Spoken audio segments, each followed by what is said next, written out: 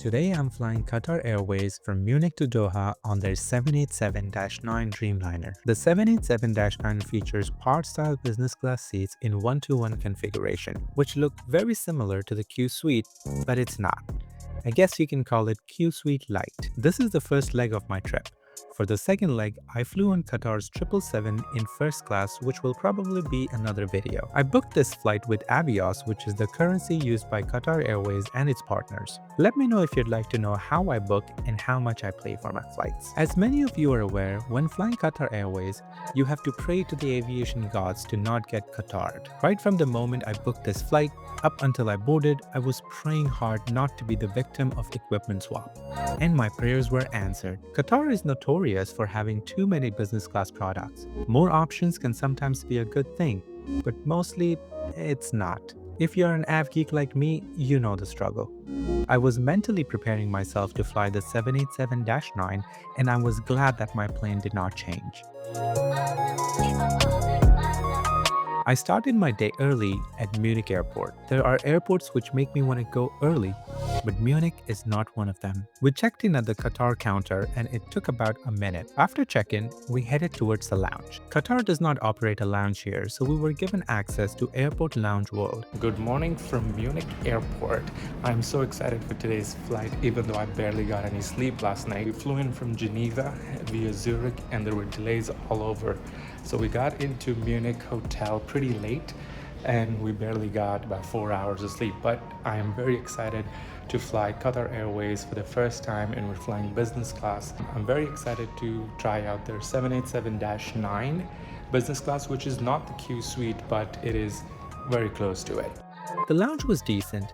The main area had a buffet and enough seating for people present, but I could see how it would not be enough at rush hour. After a few minutes of snooping around, I found out that there is a second level upstairs. There was nobody up here, probably because nobody knew. We spent the next hour and a half here and it was super quiet and comfy. The boarding gate was crowded, mainly because the area was small. It's time to hop on board.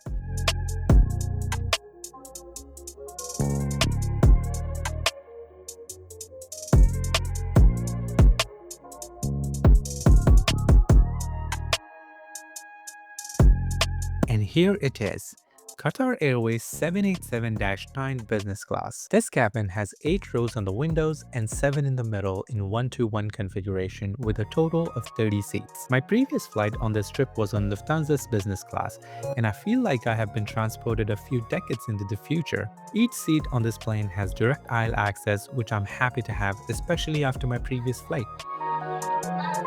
The signature burgundy purple color accents look very stylish and give luxury vibes. As you know, Qatar has many different business class seat styles, even on same aircraft types. Just on their 777-300, they have 5 different seat styles. But if you're flying on their 787-9, you can be sure the type of seat you're getting. They only have one variant on this aircraft. The QSuites can be found on their 777s and A350s. But the Dreamliner is, well, not fat enough for the QSuites.